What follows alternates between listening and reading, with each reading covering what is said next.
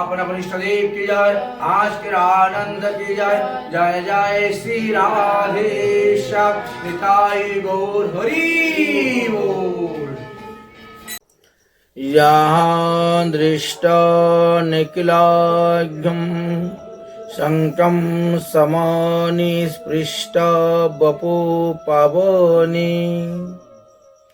যাহাকে দর্শন করিলে অখিল পাতক বিমোচন হয়, যাহাকে স্পর্শ করিলে দেহের মধ্যে পবিত্রতা লাভ হয়। রোগা নামাভিবন্ধিতা নিরসিনী স্নিগ্ধান্ত কত্রাসিনী। যাহাকে বন্ধনা করিলে রোগ সমূহের নিরাশ হইয়া থাকে, যাহাতে জল সিঞ্চন করে দিলে অনন্ত পাতক ভয় সব নাশ হয়ে যায়। প্রত্যাশক্তি বিধায়িনী ভগবত কৃষ্ণাস্য সংরূপিতা। যাহাকে রূপণ করিলে ভগবান সান্নিধ্য লাভ হইয়া থাকে। তিনি কে জানেন? তিনি হলেন আমাদের বৃন্দা দেবী বা তুলসী মহারানী, যিনি বৃক্ষরূপে আমাদের কাছে অবস্থান করতেছেন। নস্তাং তদৌ চরণে বিমুক্তি ফলদা তস্যা তুলসী নমঃ। যাকে কৃষ্ণ পাদপদ্মে অর্পণ করিলে প্রেমভক্তি লাভ হয় এবং মুক্তি প্রদান করে থাকেন, সেই তুলসী দেবীকে আমি প্রণাম করি। কারণ এই যে বৈশাখ মাস আরম্ভ হয়েছে, এটি গৌণচন্দ্রে আজ বৈশাখ কৃষ্ণপক্ষ দ্বিতীয়া। আপনারা ইচ্ছা করলে এখনো ব্রত আরম্ভ করতে পারেন। আমরা গতকালকে কেশব ব্রত সম্পর্কে আলোচনা করেছিলাম। বেশ কয়েকটি নিয়মের কথাই বলা হয়েছে। যদি অন্যান্য নিয়ম পালন করতে নাও পারেন, অন্ততপক্ষে প্রতিদিন তুলসী বৃক্ষেতে জল দান করুন। ইহাতেও আপনার মঙ্গল হবে, কল্যাণ হইবে।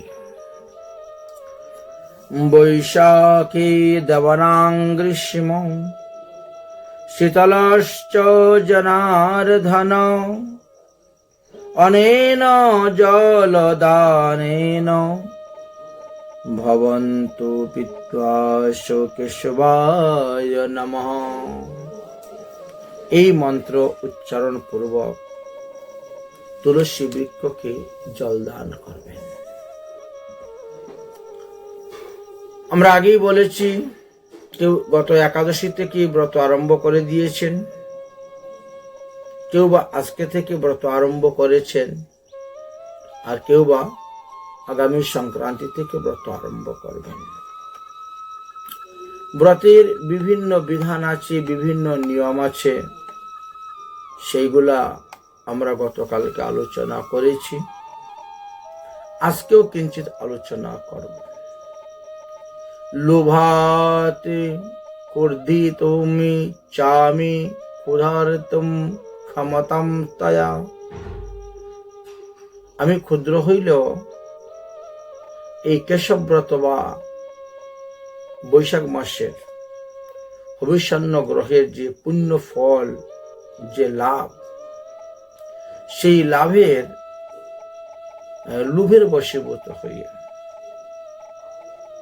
আপনাদের নিকটে সেই বৈশাখকে জলদানের মাহাত্ম্য কথা বর্ণন করব, বা রাতে স্নানের কথা বর্ণন করব, বা এই বৈশাখ মাসে শ্রীহরির চরণে তুলসী পাতা দিলে কি কি লাভ হইবে সে কথাও বলব।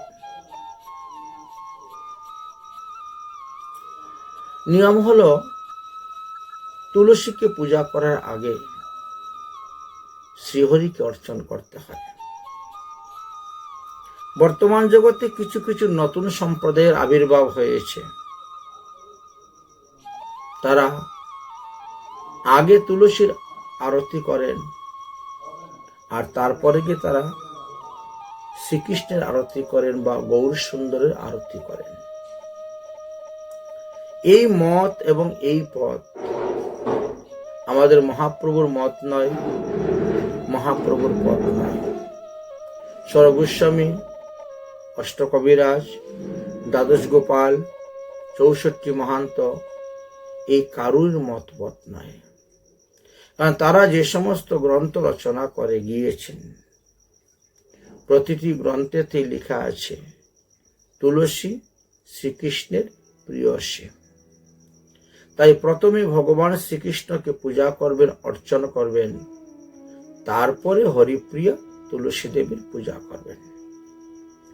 আমার বাক্যটা যদি আপনাদের বিশ্বাস না হয়, তাহলে আপনারা হরিভক্তি বিলাসের 9 বিলাসের 30 নম্বর শ্লোকটা একটু খুলবেন, খুলে দেখবেন সেখানেও এই বিষয়ে আলোচনা করা আছে। এই কথাগুলি না স্কন্দ পুরাণ থেকে আনা হয়েছে, অবন্তী খণ্ড, স্কন্দ পুরাণের অবন্তী খণ্ড থেকে এনে আপনাদের সামনে তুলে ধরা হচ্ছে এবং এই বিষয় নিয়ে আলোচনা করা হচ্ছে। যদিও তুলসী সেবার দ্বারাই আমরা নববিধা ভক্তি লাভ করতে পারি, তুলসীতে নববিধা ভক্তি হয়।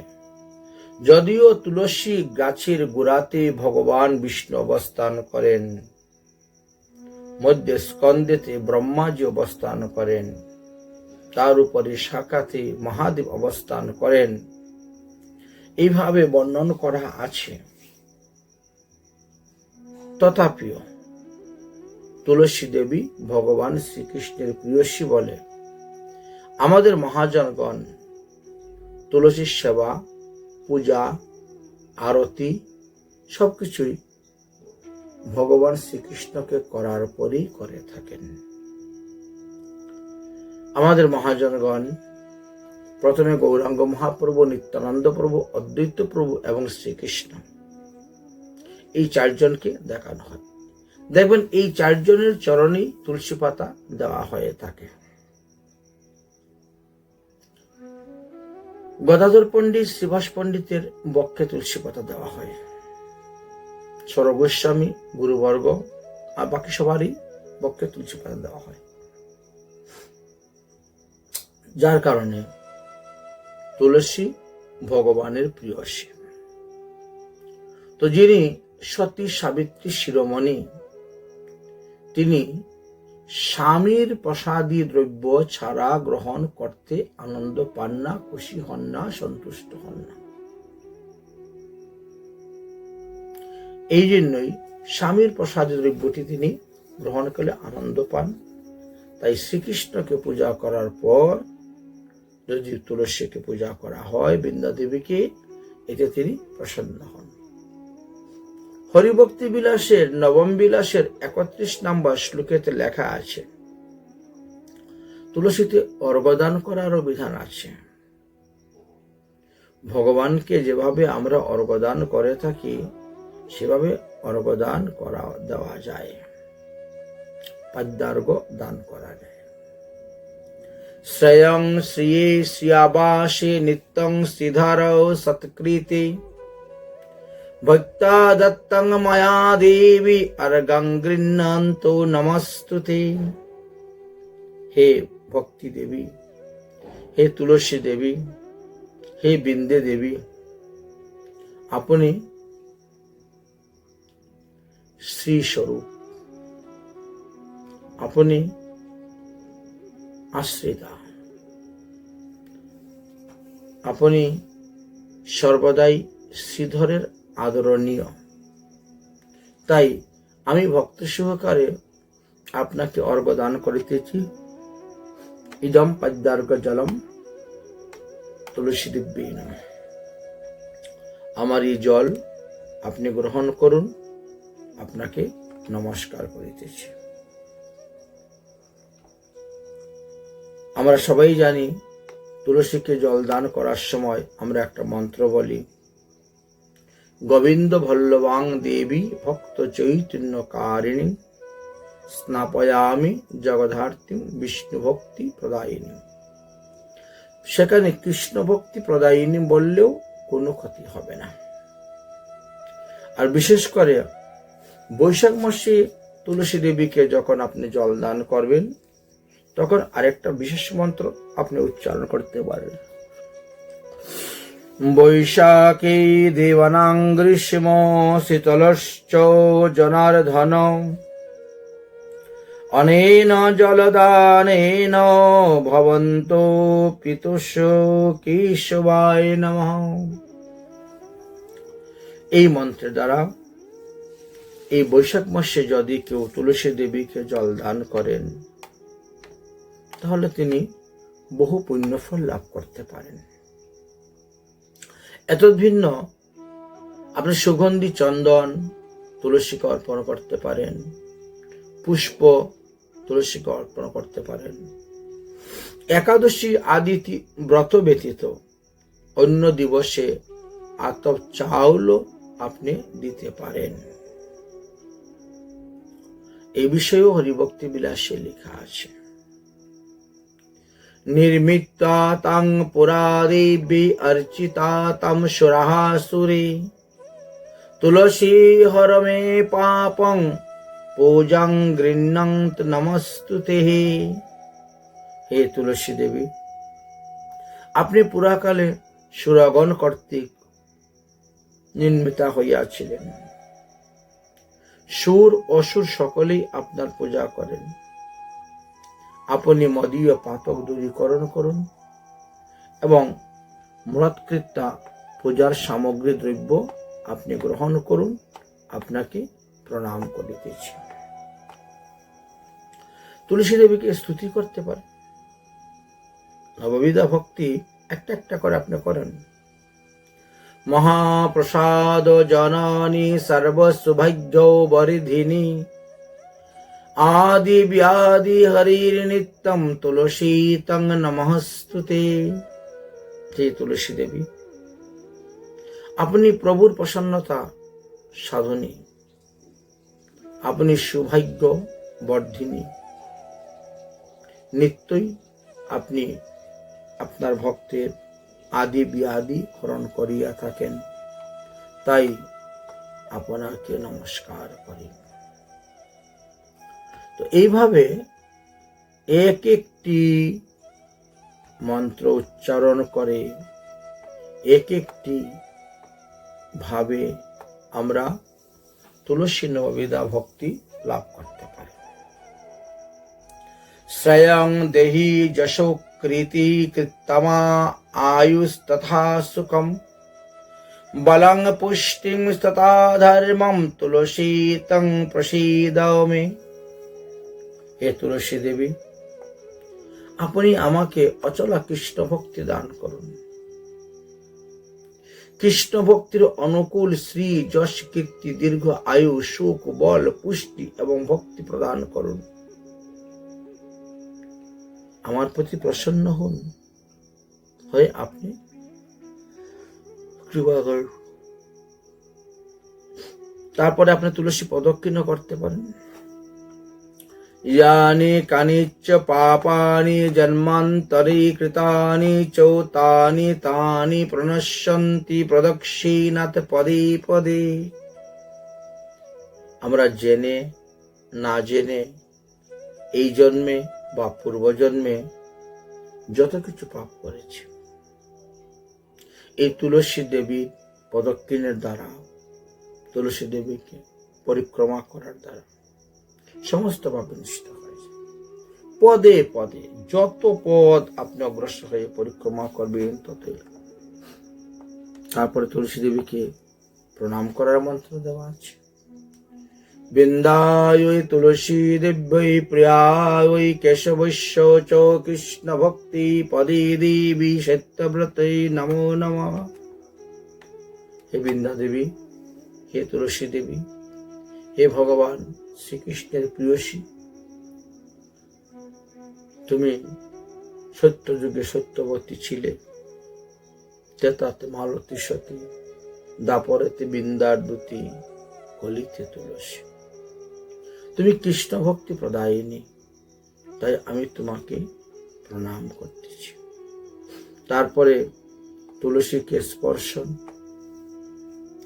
আর তুলসী রোপণ, এই তো নববিধা ভক্তির কথা বলা আছে। তা তুলসীতে যদি নয় ভাবে আমরা ভজন করতে পারি, আরাধনা করতে পারি, তপস্যা করতে পারি, বলছেন তার দ্বারাও ভগবান সন্তুষ্ট হন, প্রীত হয়ে থাকেন। একে নবদা ভক্তির মধ্যেও পড়ে। নবদা তুলসী নিত্যং যেই ভজন্তি দিনে দিনে, যে 9টির কথা বললাম আমরা, এই 9টি ভজন যদি প্রতিদিন লোকে করে থাকে, তাহলে ওই ব্যক্তি কি হবে? যুগ কোটি সহস্রানীতি বসন্তি হরির গৃহে, তাহলে সহস্র কোটি যুগ পর্যন্ত তিনি হরি মন্দিরে বাস করতে পারবেন। এবার বুঝতে পেরেছেন নববিধা ভক্তি কি কি?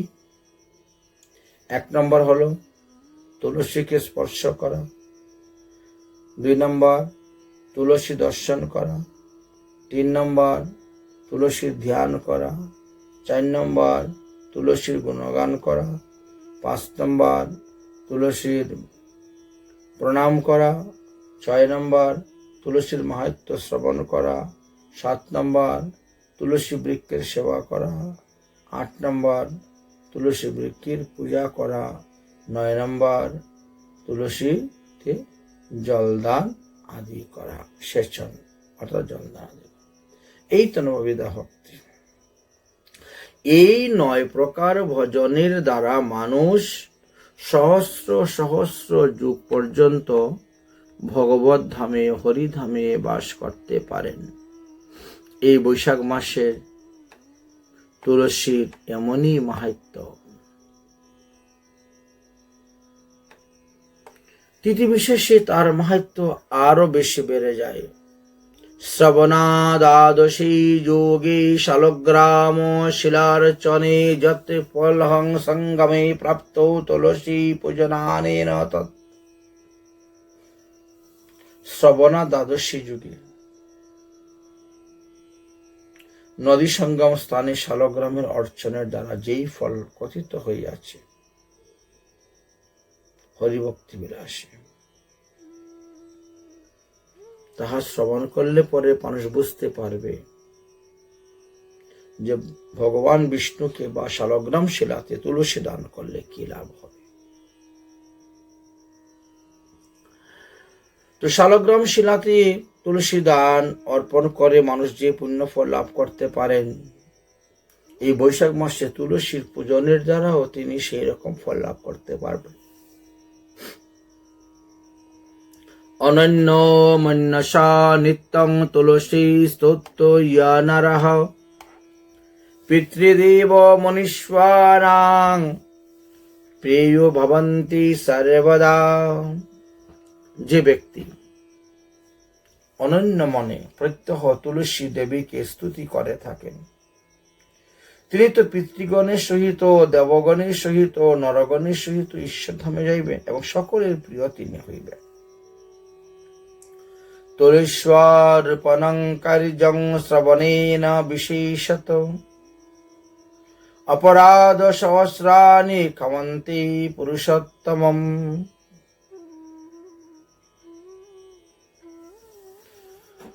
বললেন, বিশেষ করে শ্রবণা নক্ষত্র যুগে তুলসী রোপণ করা কর্তব্য, এতে বহু পুণ্যফল লাভ করা যায়। তাহলে হরি সেই রোপণ কর্তার সহস্র সহস্র অপরাধ ক্ষমা করিয়া থাকেন। তাহলে শ্রবণা নক্ষত্র যুগে তুলসী বৃক্ষ উঠাইয়া এনে আপনার বাড়িতে রোপণ করতে পারেন, এক জায়গা থেকে অন্য জায়গায় স্থানান্তরিত করা যায়। রোপণকারী সহস্র সহস্র কোটি গুণ ফল লাভ প্রাপ্ত হইয়া থাকেন। এই কলিযুগে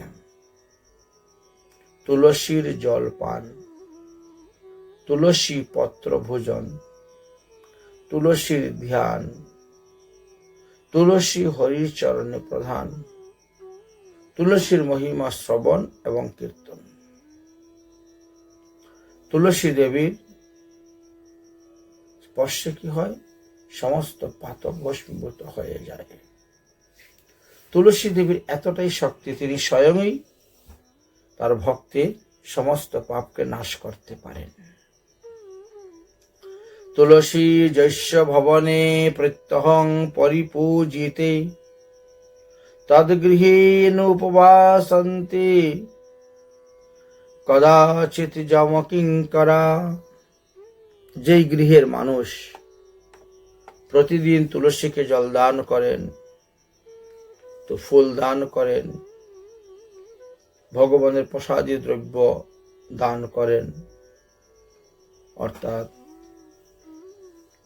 ভগবানের প্রসাদী মালা, ভগবানের প্রসাদী চন্দন ইত্যাদি দান করেন, সেই গৃহে যমদূতরা কখনো প্রবেশ করে না। বাস্তবে তো যমদূতের প্রবেশ করার কোনো সামর্থ্যই নেই, শক্তিই নেই, সেখানে প্রবেশ করবে কেমন করে? তুলসী বৃক্ষে যত পত্র এবং যত বীজ আছে,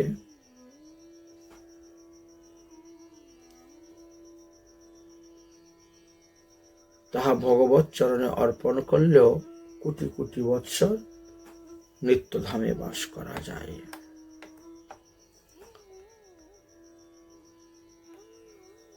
তুলসী বৃক্ষে যতগুলা পত্র আছে, যতগুলা বীজ আছে,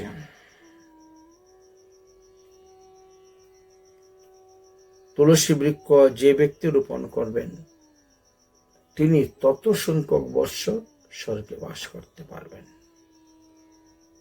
অর্থাৎ মনে করুন এই বৈশাখ মাসে আপনি একটি তুলসী বৃক্ষ রোপণ করলেন।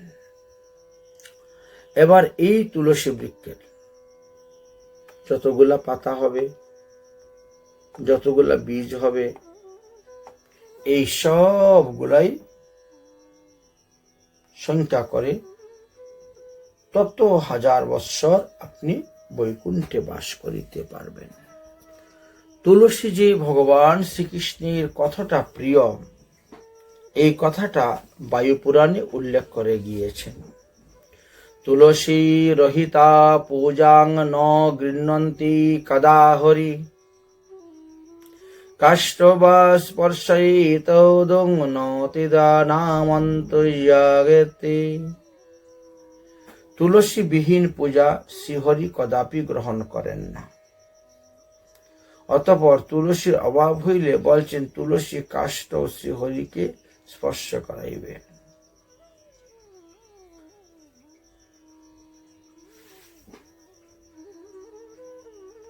আর যদি তুলসীর অভাব হয়, যে তুলসী তুলসী বলে নাম উচ্চারণ করেও শ্রীকৃষ্ণ পূজা করিবে।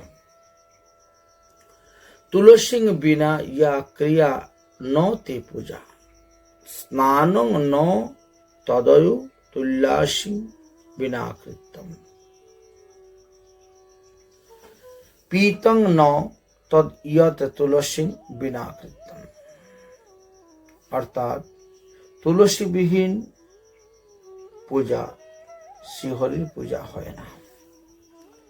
তুলসী বিহীন স্নান শ্রীহরির স্নান হয় না। তুলসী বিহীন ভোজন শ্রীকৃষ্ণের ভোজন হয় না। তুলসী বিহীন জলাদি পান দ্রব্য সেটি পান বলে গ্রহণ করা হয় না।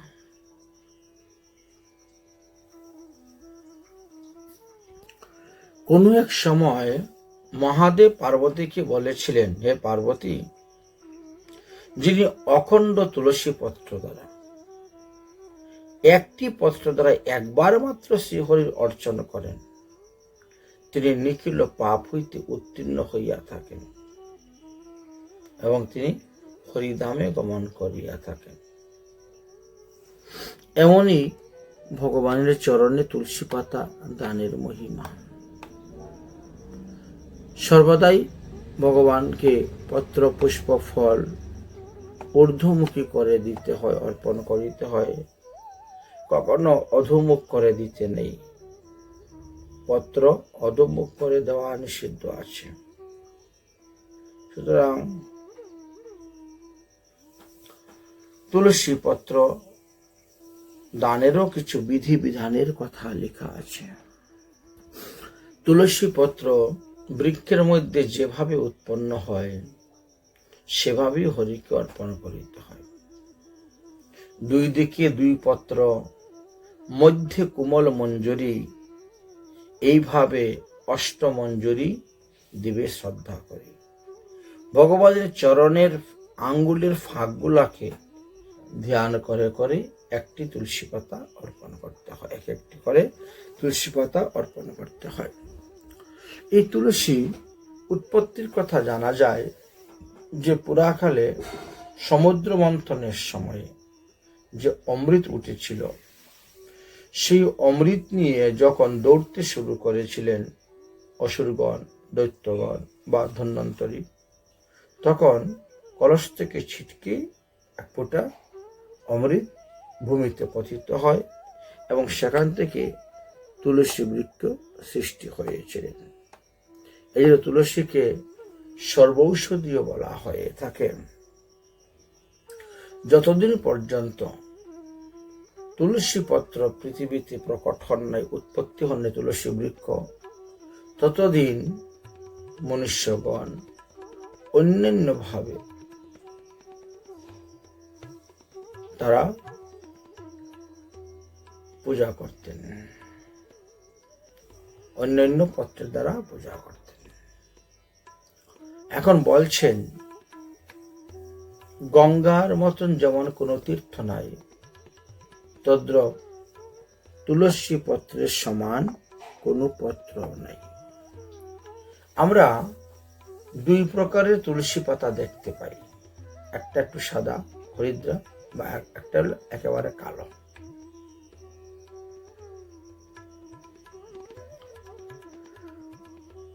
শতগুণ সম্পন্না তুলসী হলেন শ্বেত বর্ণ, মানে হর্ষা বা বৃন্দা। রুষিত তমগুণটাকে বলা হয়েছে কালো। এই দুই গুণের সংযোগে হরিকে দুটি ভাব সংঘাত হয়ে থাকে। সেই জন্যই তুলসীর দ্বিবিধ বর্ণন বৈশিষ্ট্য বিভিন্ন গ্রন্থেতে দেখা যায়। তো বলছেন হরির প্রিয়া হরিত তুলসী পাতা থাকলে কখনো কৃষ্ণবর্ণ তুলসী পাতা হরিকে দিবেন না। যতদিন পর্যন্ত পারেন হরিত বর্ণের তুলসী পাতাই কৃষ্ণকে অর্পণ করেন। কৃষ্ণবর্ণা তুলসী পত্র বা মঞ্জুরি যেখানে সেখানে পাওয়া যায়, কিন্তু প্রাপ্ত হইলেও সেটা না দেওয়াই ভালো। একেবারে না পাইলে সেটা দিতে হয়।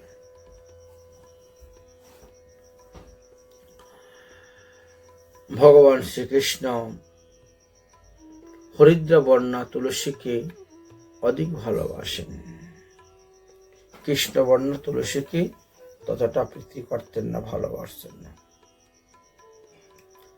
এই পুরাকালে বুদ্ধিমতী তুলসী কঠোর তপস্যার পূর্বক বর প্রার্থনা করেছিলেন। সেই হেতু তিনি যাবতীয় পুষ্প এবং পত্র অপেক্ষাও গোবিন্দের অত্যন্ত প্রিয় হয়েছিলেন এই তুলসী দেবী।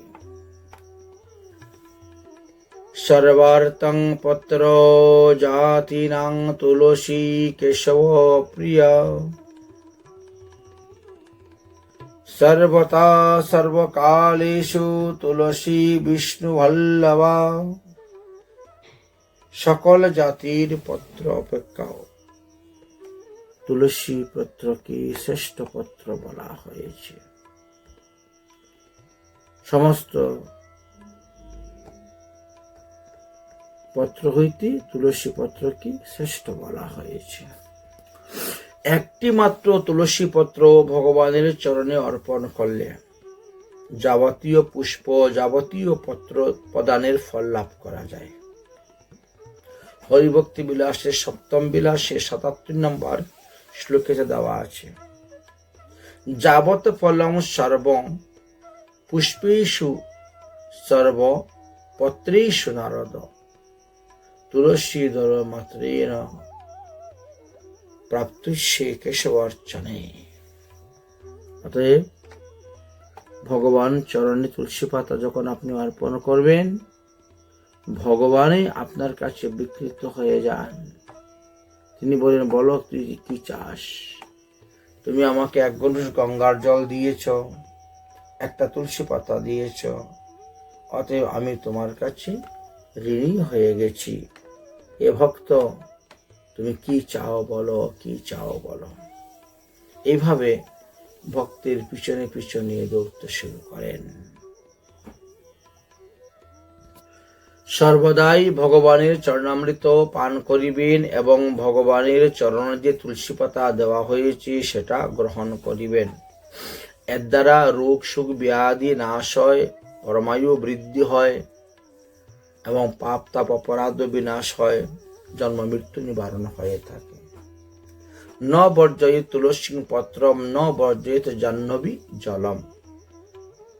তাই যেখানেই থাকো, যে অবস্থায় থাকো, কখনো তুলসী পাতা ত্যাগ করবেন না বা গঙ্গা জল ত্যাগ করবেন না। এগুলি অবশ্যই গ্রহণীয়। এতে কি হয়? গ্রহণ করলে গোহত্যা, ব্রহ্মহত্যা, মাতৃহত্যা, সুরাপান, অগম্যাগমন আদি পঞ্চপাতকের পাতকীয় যদি কেউ হয়ে থাকে, এই তুলসী দল দ্বারা শ্রী বিষ্ণুর পূজা করলে তবে তাহাকে অনাহাস্যে নরক থেকে মুক্তি লাভ করতে পারবে। ভগবান পুনঃ পুনঃ এই কথা বারবার সত্যি করে তিনি বলেছেন যে, যে ব্যক্তি তুলসী মঞ্জুরির দ্বারা ভগবানের অর্চন করে থাকেন, সেই ব্যক্তিকে আর গর্ভাশয়ে প্রবিষ্ট করিতে হয় না, অর্থাৎ তার মুক্তি হয়ে যায়। বিষ্ণু ধর্মোত্তর গ্রন্থেতে লেখা আছে, ন ছিদ্রাত তুলসী বিপ্রা দ্বাদশং বৈষ্ণব কশ্চিৎ। বৈষ্ণবজন যারা আছেন, কদাচিৎ কখনো ভুলবশত যেন দ্বাদশী তিথিতে তুলসী পাতা চয়ন না করেন। নিষেধ দেওয়া আছে, করিতে নাই।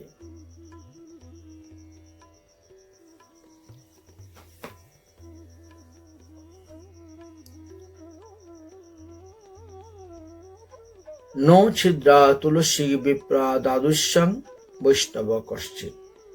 যারা বিষ্ণু মন্ত্রের দীক্ষা গ্রহণ করেছে, সদাচারী বৈষ্ণব, তাদেরকে সাবধান করে দিচ্ছেন যে অন্যান্য দিন তুলসী পাতা বিশেষ প্রয়োজনে তুলতে পারো, কিন্তু দ্বাদশী তিথিতে কখনো তুলসী পাতা চয়ন করিবে না।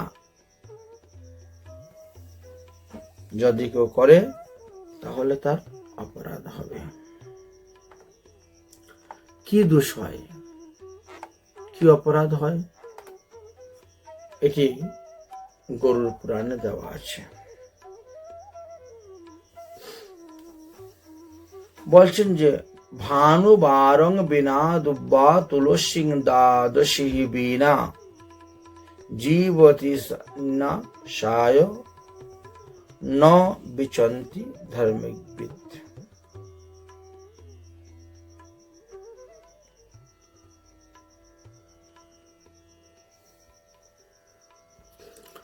রবিবারে দুব্বা চয়ন করবেন না, দুব্বা তুলবেন না, এবং দ্বাদশীতে তুলসী পাতা চয়ন করিবেন না, কারণ উহাতে পরমায়ু হ্রাসপ্রাপ্ত হয়। তুলসী পাতা তোলার সময় একটি মন্ত্র বলে তুলসী পাতা তুলে ভগবানকে যদি দেন, তাহলে আপনি বহু বহু বেশি পুণ্যফল লাভ করতে পারবেন। তুলসী অমৃত জন্মাসি সদাতং কেশব প্রিয়া কেশবার্তি বিচ্ছিন্ন আমি বরদা ভব শোভনে। হে তুলসী দেবী, অমৃত হইতে তোমার উৎপত্তি হইয়াছে। তুমি সর্বদাই জনার্দনের অত্যন্ত প্রিয়। এই বৈশাখ মাস কেশবব্রত, কেশব মাস, এই কেশবব্রতে ভগবান কেশবদেবের অর্চনার জন্য আমি তোমাকে চয়ন করে নিচ্ছি। তুমি বরদায়িনী, তুমি আমাকে বরদান করো, আমি যেন কৃষ্ণ ভক্তি লাভ করতে পারি। তদঙ্গ সম্ভবে পাত্রে পূজয়ামি যথা হরিম, তথা কুরু পবিত্রানি।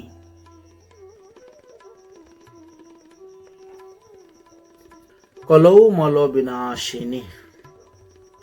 হে পবিত্র করে বরে, হে কলি কলমশ হারিণী, তদীয় অঙ্গ সমুদ্ভব পত্র দ্বারা আমি যেই প্রকারে জনার্দনের অর্চনা করিতে পারি, তুমি আমাকে তাহাই কর।